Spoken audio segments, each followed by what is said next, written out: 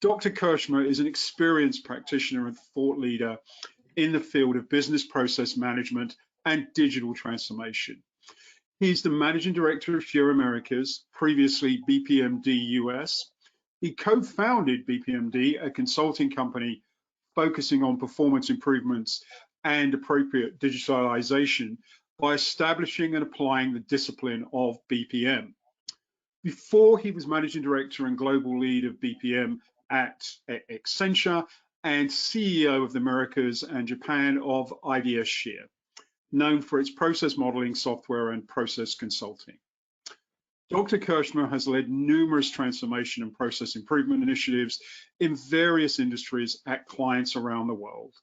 He has published 11 books and over 150 articles.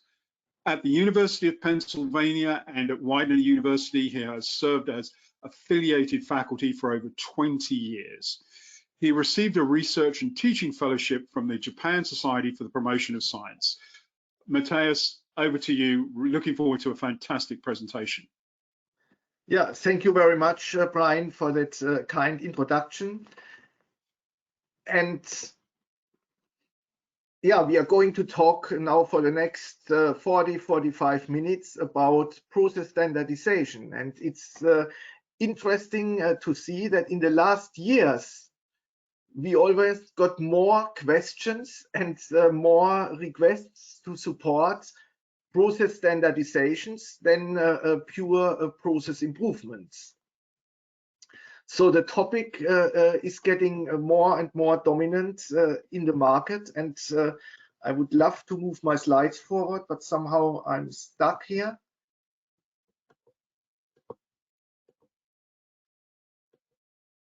Matthias, I think if you click, there you go. Yeah, can you see the slides now? Yes, we can, Matthias. Okay, perfect. So the topic of standardization really hot in the market, and in our today's session, I thought to talk first briefly about the value of process standardization. So why are companies interested in that topic, and then discuss how to plan for standardization and how to realize it. And we conclude then with a few comments on how to sustain those process standards, so that we don't have to go through the exercise again and again.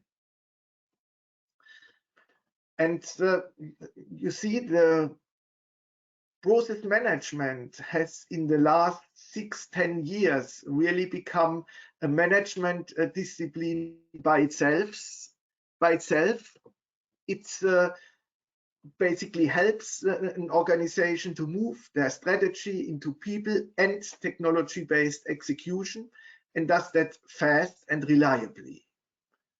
And standardization is one major area that this process management discipline really helps, and that has gotten especially a hot topic in the context of digital transformation. And we all know that this digitalization is about bringing products, services, people together by using digital technologies, most of the cases internet-based. But at the end of the day, the value of a digital transformation is delivered through new or significantly enhanced business processes. And if I can standardize many of those processes, it helps me to roll out such digital solutions faster, so I reduce the time to value. And of course, I don't have then to maintain tons of variants of those technologies, but I can have one standard environment, and with that reduce my overall maintenance efforts. So standardization helps to get more value out of digital transformation. And if as a company you really want to get the full benefit from such a digitalization, you move towards an organization that is really agile, an organization that is flexible, innovative, and there comes up that new buzzword and trend about the composable enterprise, and the composable enterprise as a result of digital transformation. And that form of organization means that on one hand you centralize support processes, for example, in a shared service organization to improve efficiency, and you push market-facing activities in a product and service-oriented way into decentralized units to be really market-focused and can react quickly to all the needs. And you enable such an structure through an appropriate IT environment. Core of that is an automation platform, and that automation platform then pulls together different capabilities, business capabilities, so basically components of software that can then be used in the way required by our decentralized units. And that organization, that form of a composable enterprise requires a really efficient approach to standardization. You need to standardize to get your shared service organization set up.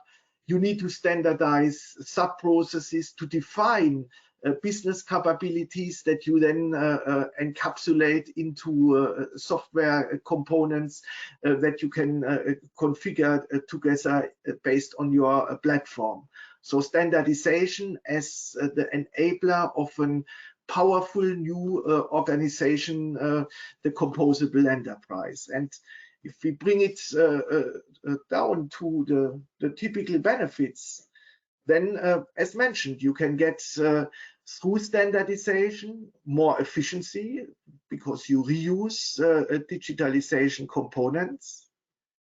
You become more agile because if you have to change somewhere in your organization and your processes are standardized, then you define the change and you can execute that very quickly.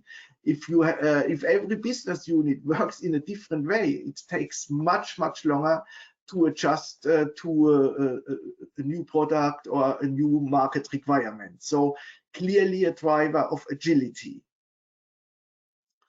Of course, standardization simplifies also the compliance management because you build the compliance requirements into your standards.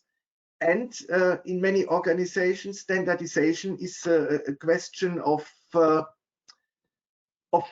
improving and achieving a consistent customer experience across different business units, across different countries. So a whole set of benefits that you will get out of standardization and make that part of a digital transformation. However, while that sounds now like the silver bullet, the fantastic solution, I also have to say that digitalization also means that standardization also means that you have to deal with variations of processes.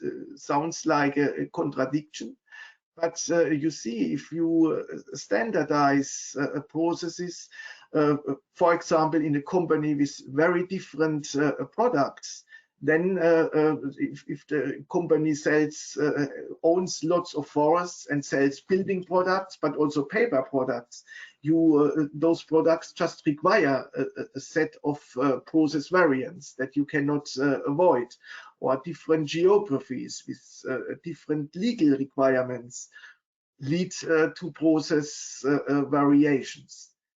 So appropriate standardization does not mean that we do now everywhere the same thing, But appropriate standardization means that we identify where can we work everywhere in the same way, and where do we allow variance and where do we encourage those variants.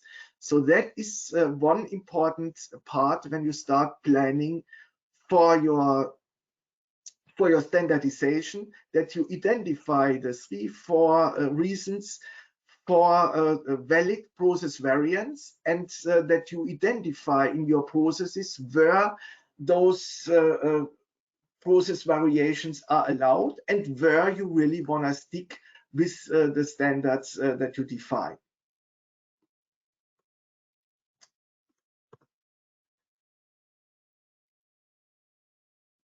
When we talk about standardization, then okay, that sounds now all good and right, but what exactly does process standardization mean? What do you standardize? And that's exactly a point where here this ARIS framework comes in very handy. ARIS basically helps you to look at a business process from a different perspective, gives you a multifaceted view on your business process, and like that you can identify exactly which dimensions you want to address in your standardization. And this is a very important exercise, because process standardization can, and in most of the cases, includes organizational aspects. For example, that you have in every production unit the same roles so that you can easily exchange people. So standardization addresses the organization view on the process. Of course, if you want to have standard processes with consistent performance, you need to have the same information available. So you need to standardize master and often also transaction data. Standardization to deliver, for example, consistent client experience requires a standardization of the deliverables, a definition of what the outcome of a process should really be, and that includes specific service levels that we need to achieve. If you define, for example, okay, a delivery on time means it arrives at a certain date, the products arrive at a certain date or earlier, then that may lead to big problems. If you are a company that delivers here bathroom equipment and suddenly your bathtub arrives 3 days early, that creates issues for your clients. So the right deliverable that you want to standardize on is not just the due date, but it is the variance around that due date that needs to be minimized. And the process standardization needs to really have a very good grip around that deliverable view on our process. And of course, when we talk about standardizing, it means also standardizing different functions, so that we do the same things in different locations or in different business units. So in your standardization plan, it's key to think about all those areas, and then last not least, about how all that fits together. So basically about the control flow of your process and answering the question, who is doing what by means of which data to produce which deliverable and in which logical sequence. And if you can then answer that question, then you have really defined your process standard in a way that you are ready to make that happen. But very key to address all these different perspectives and address them in the context of the goals of your standardization.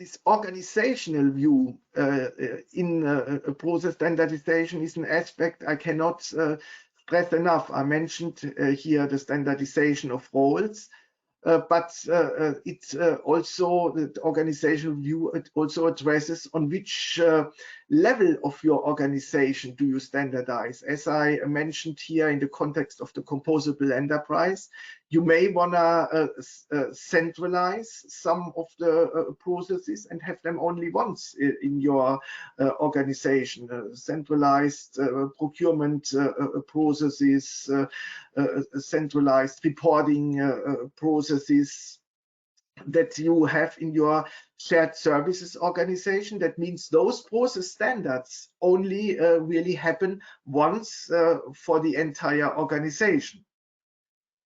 But you can also standardize in a decentralized way. You can standardize the processes that are then carried out in different business units or in production units.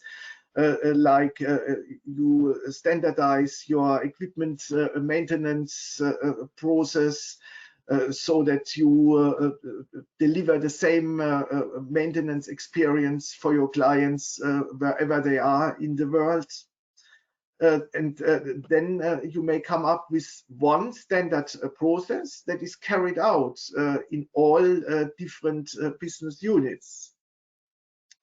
But you can also come up with, as mentioned before, with a standard that is in part of the process the same all over the world, but we know there are components in that process that will vary and that have to be different, for example, in different countries. That is often the case in human resource management processes, where you can do parts of the processes the same in across different countries, but in other areas you just need to reflect legal requirements in different countries. And then of course there are processes where you intentionally want to give the freedom to the decentralized units to execute them in the way they need, so where you don't have any standardization at all.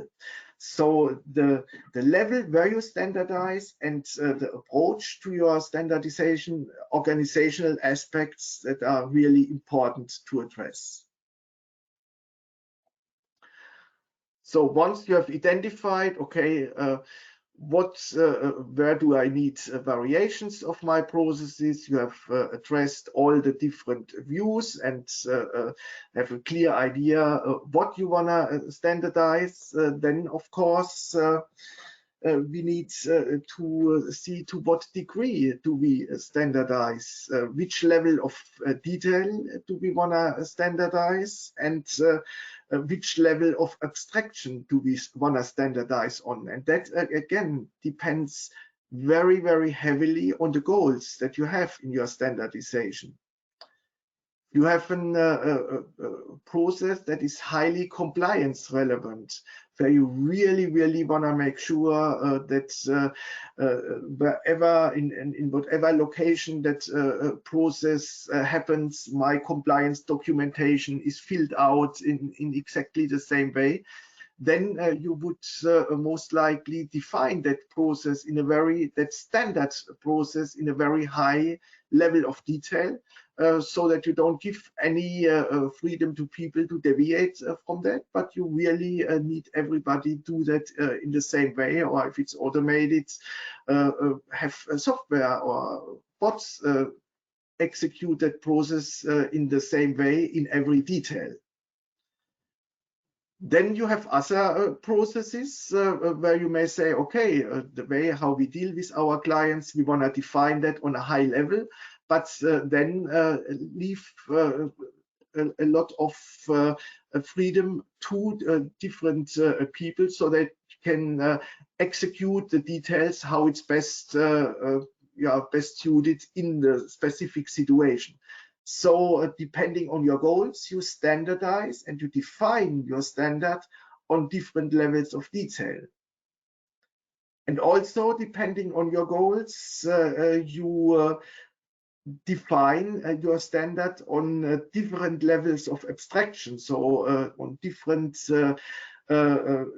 levels of describing how that process is executed. For example, if you want to roll out an ERP system and SAP S/4HANA or whatever, and you really want to use that on a global level, well, then it makes sense to define that standard very concrete based on that specific software solution.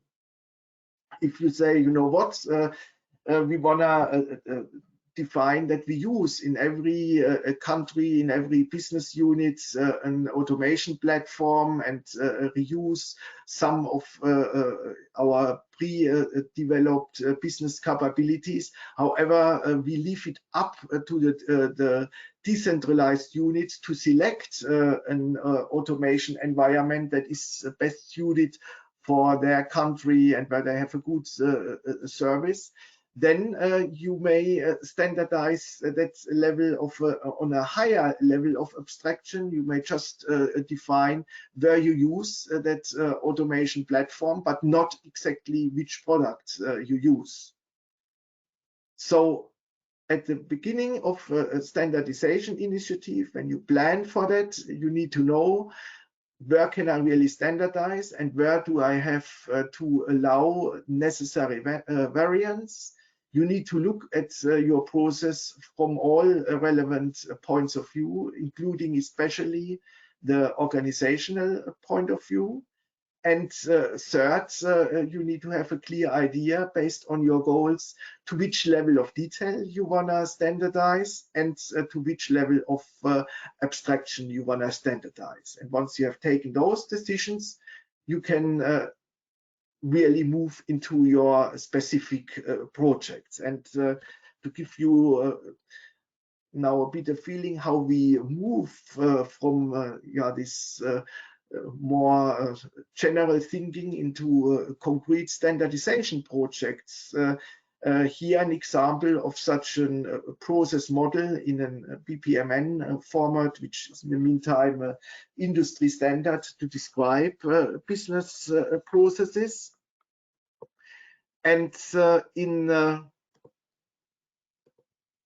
this format, you basically automatically address all the views that we have just seen here in our ARIS architecture. So that helps you really to apply that in a systematic way. You can define the level of abstraction by either mentioning specific products that you use or just a type of a product that you use. Of course, you can have a hierarchical decomposition to address the level of detail. So it's a perfect tool to operationalize the definition of your standards. And to give you a bit of an idea how that looks in practice here, we had a few months ago a project with a very big technology manufacturing companies, and they had a very important sales configuration process at the very beginning part of the sales, when the products were specified according to the needs of the client. And as is, a capture showed that all 5 regions handle the process completely differently.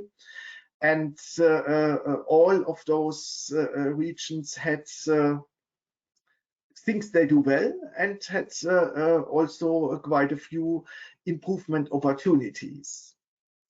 Our initial thinking was, okay, we define then a part of the process that is the global standard, and then we identify where we can allow variants. But in that specific case, we ended then up in a situation that all 5 regions saw and learned from each other through that visibility that those process models brought. so that they came to the conclusion we can work with one standard process across the 5 regions, and with that achieve on one hand a consistent customer experience, but on the other hand, due to the application of the good and best practices of all the regions, come up with efficiency gains, especially cycle time reductions across all regions through the implementation of that standard. So one example how you can really move very pragmatically from the existing variants to a process standard. But I have to throw in a but here. In most of the situations, you will see that in your process are different components, different parts of that process where it wouldn't make sense, as explained before, to try to standardize that across the different business units or across the different regions. And that is also then a field where a more sophisticated use of our process management capabilities can really help. And in most of the cases, we have then a situation like described here, that we have on one hand described what we want to enforce as a core standard that is really done the same in all product units, in all regions, and where are the areas where we know that here different market characteristics, different client groups will require variants that we accept, and where we predefine how to manage them and how to make them part of our standardization effort. And that is a very, very important part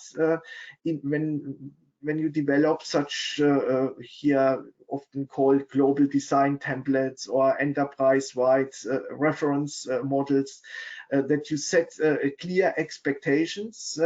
Where do we really see everybody doing the same? So a pure standard, and where do we know that we have at least a set of predefined variants, and that we have a clear idea how we manage that. Defining such process reference models as basically description of our standardization, our degree of standardization, and also the components of our standardization, can of course be done in a company specific way from scratch, but especially in a digital transformation context, there's also some accelerators available to come up with such standard descriptions.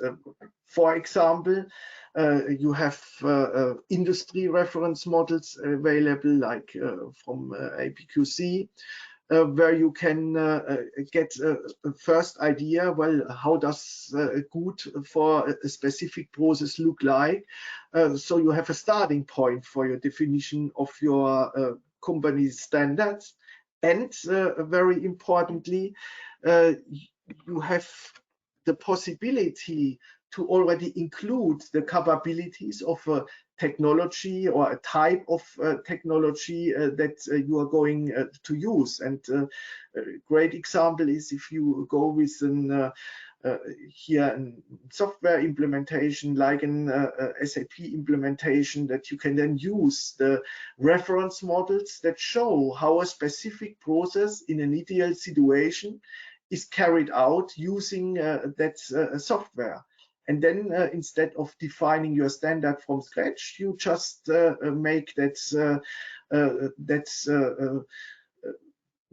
business impact of your software visible, and you adjust it to your specific needs of your organization. That reduces time to define the standard, and it makes sure that your standard already reflects the capabilities of your software, and then you can use that to roll out and drive a process-led implementation of your digital transformation.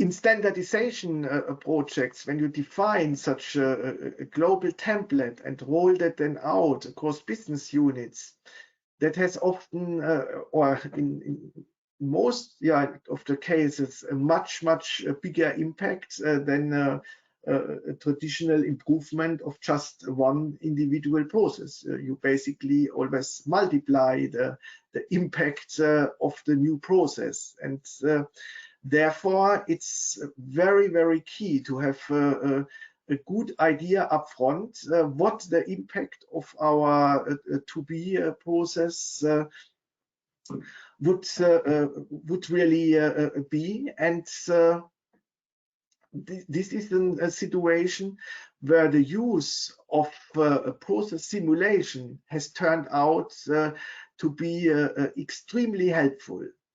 You collect key attributes like cost, time, probabilities of decisions in your process, and then you compare as-is processes as they are currently carried out, for example, in different regions, and compare that with the performance of your standard, leveraging your new ways of executing the process, your new technologies, your new organizational models, so that you get upfront a very good, and as many projects have shown, a very reliable idea about the quantified business impact of your standardization.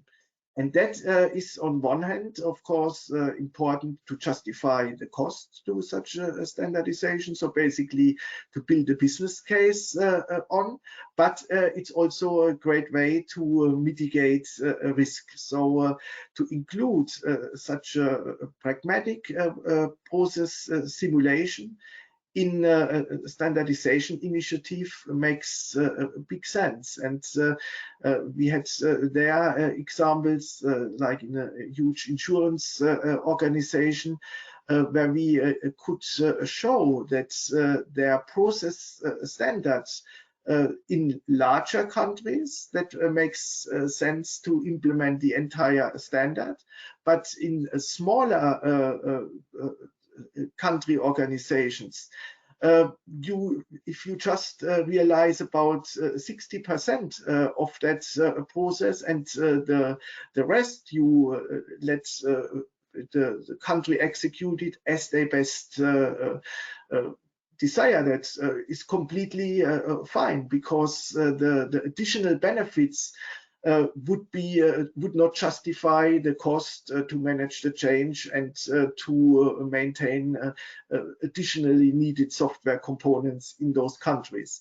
So you can use such a simulation approach to really identify the best degree of standardization and the best degree of automation and digitalization in different organizational units.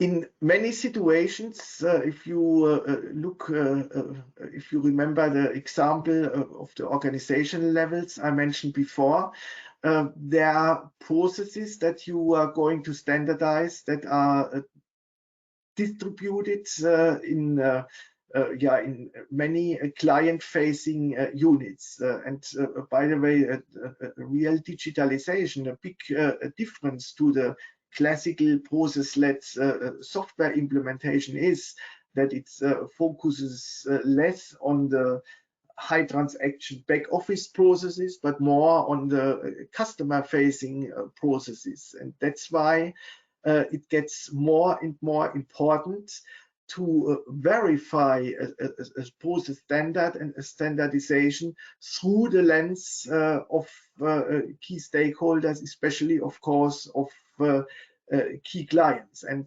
there again, process management has the right approaches and capabilities available here with our stakeholder, or specifically customer journey planning, and create the maps with the touch points of your clients, identify the current experience and how you want to see it in the future. And then comes the important point. You link to these customer touch points the relevant processes that you need in order to achieve the relevant experience, and that is something you would then include in your standardization goals, and with that in the definition of your standard. Like in a big consumer goods company, they addressed a new customer segment and wanted to make it easy for them, so they opened lots of different ways for their new clients to order their products. And suddenly they saw that the customer experience in areas around the ordering and around payment got worse and worse, more complaints and all that.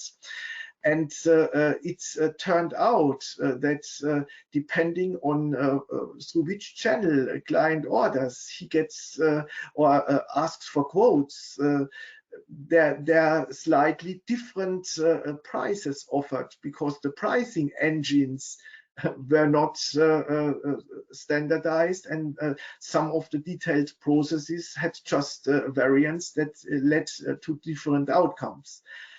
So that was then something where an appropriate process standardization, very much in detail, really led to significant improvements of customer experience. And that standardization was driven through that external outside-in view on our processes. So something to keep in mind when standardizing client-facing processes, so that we really get that view of the client included. Then, of course, you use those defined standard processes as the guideline to configure or develop your software. You develop your business capabilities, so software components, and you link them together so that they really reflect the workflow that you have and control flow that you have defined, as we discussed that before. But it's also important to use those process models, and especially to show the difference between as is and standard process, so that you address your change management. And I can only say that in many of those standardization initiatives, to get the configuration of your software right, and to get the components delivered appropriately, that normally works well. And the limiting factor is often really the people side. So to make that a real important part of your standardization initiative, very important. Then we come, of course, to a situation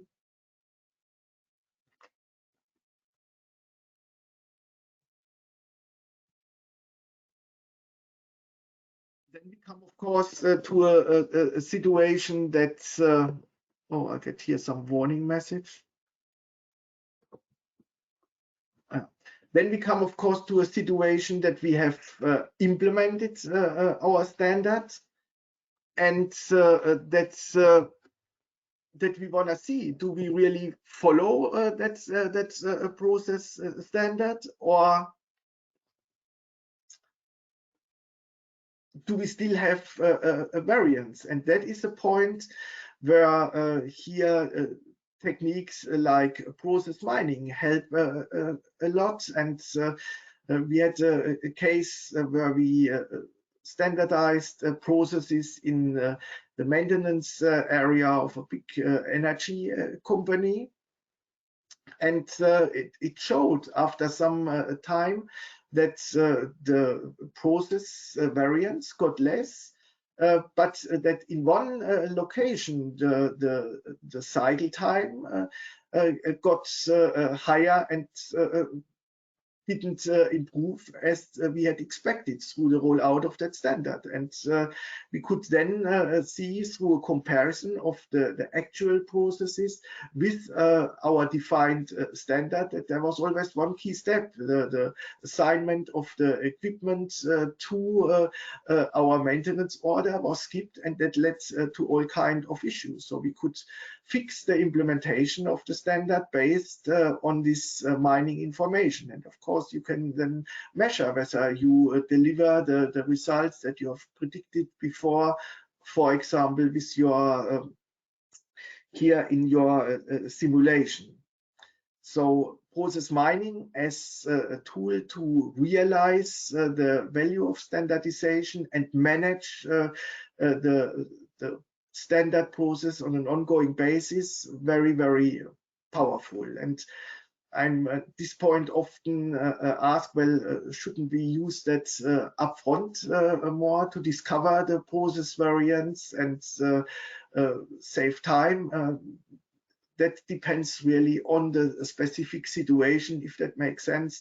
If the initial processes are already sufficiently automated, if there is a lot of manual or office application work done that needs to be captured.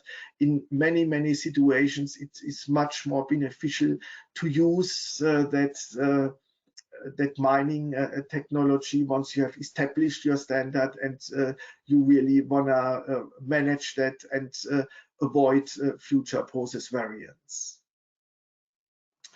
And that leads us to very briefly to the last topic. Once we have implemented our standard and we see how the process develops, then of course we need to keep an eye on that process and the handle around it, that we launch adjustment actions as I just described in this maintenance case. And therefore you would build an appropriate process governance organization with here the relevant roles, of course, at the center, the process owner who oversees the process and who uses then the definition of your standard in a form of a process model or a global design model as the baseline to manage the process towards, who gets the information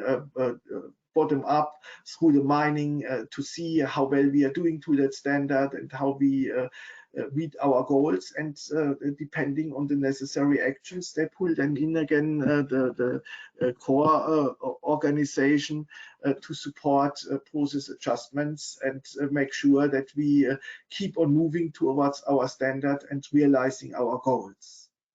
And of course, that whole governance topic is a big topic by itself.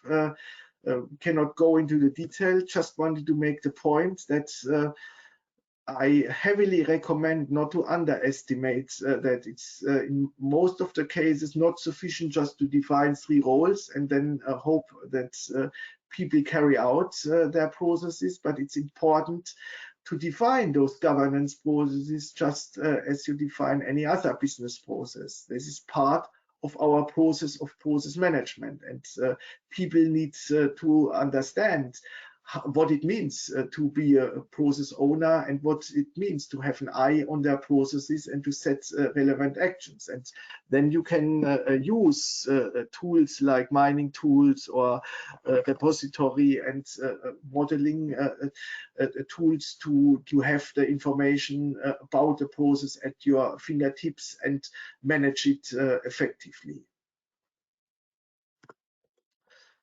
And to enable that effective management, I can really say that nowadays you basically need also for your governance process or your process of process management in general and digital approach. So you normally set the directions and define your process standards top down in a modeling approach, and as I just explained, you then manage it through based on bottom up specific data about process instances, so that at the end of the day you really manage your organization towards that standard and towards achieving the benefits and goals that you have defined before. And with that, we are at the end of that discussion. So we have seen that process standardization is an important enabler of a successful digital transformation. It really helps to achieve some of the key benefits like agility, like efficiency, like compliance.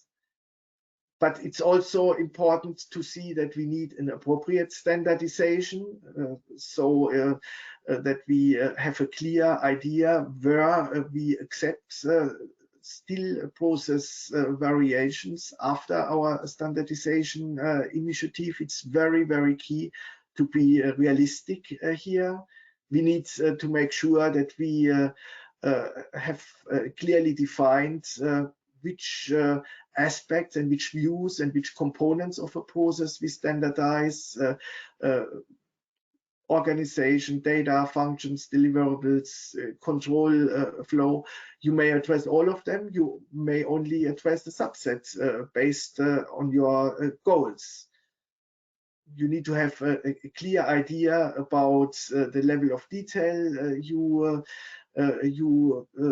define your standard on, and how concrete you will get in defining how you execute that process, again depending on your specific standardization goals. And as we have seen, the discipline of process management provides all capabilities necessary to plan and realize such a process standardization.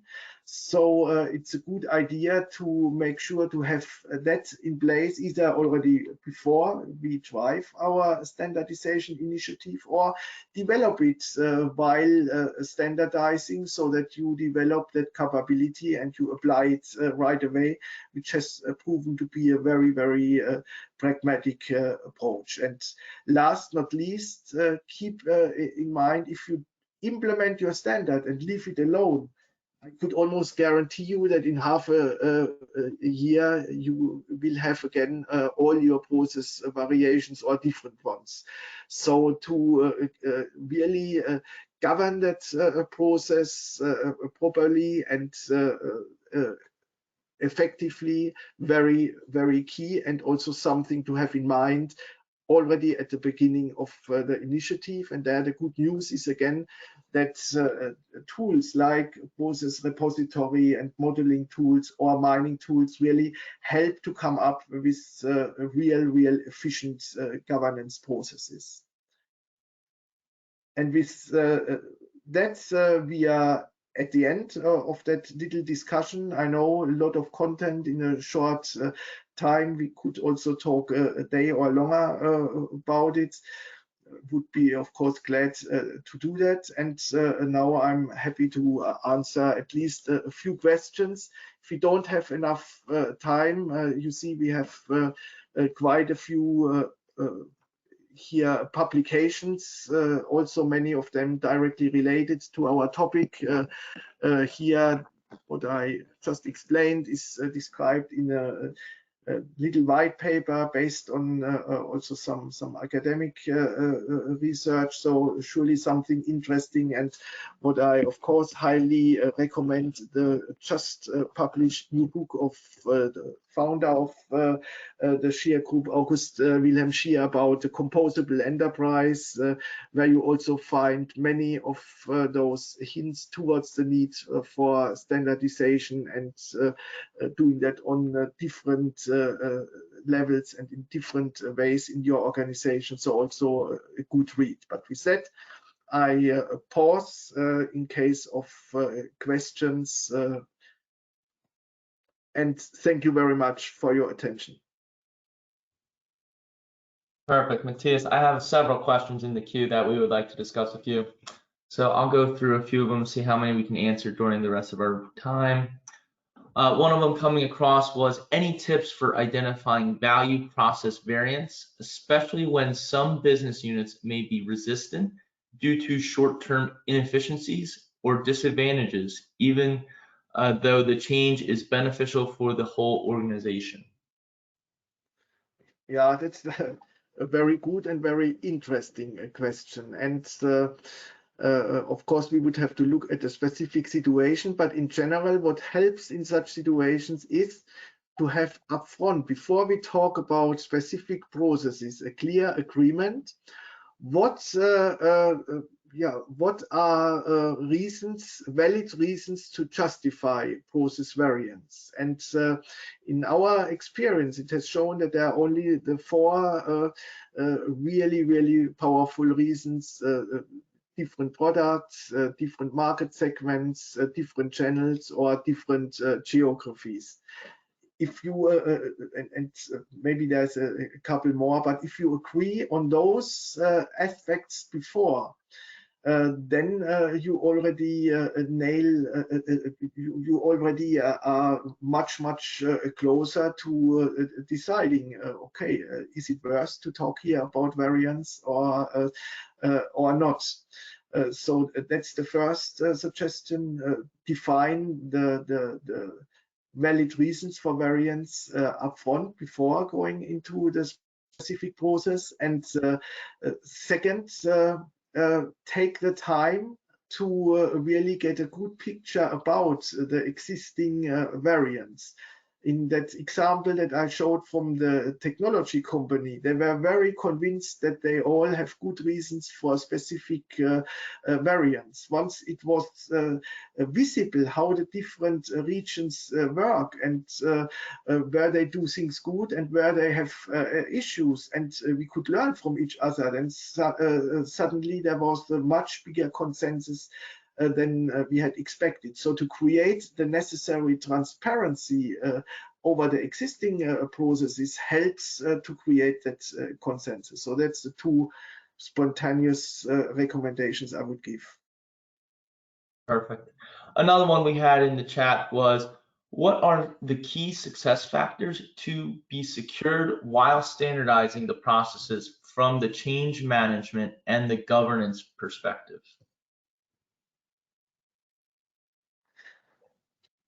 Yeah, that's of course a wide question, and we have only 1 minute left. So from a change management point of view, I think it's most important to have an inclusive approach, to have the people who will be affected by the standardization be part of defining it and verifying it. And that's again something where you can use new process management techniques, like you publish intermediate states of the standard and have people react to that, give their input, so that people feel they are part of the driver of this standard standardization and not just something gets done to them. And that whole topic around information communication and then appropriate training, very big topic. I would be glad to discuss that more in detail. Regarding the governance, that is something where the biggest mistake I've seen is that people think about it only at the very end of the initiative. Oh, now we have implemented our process, now how do we govern it? And then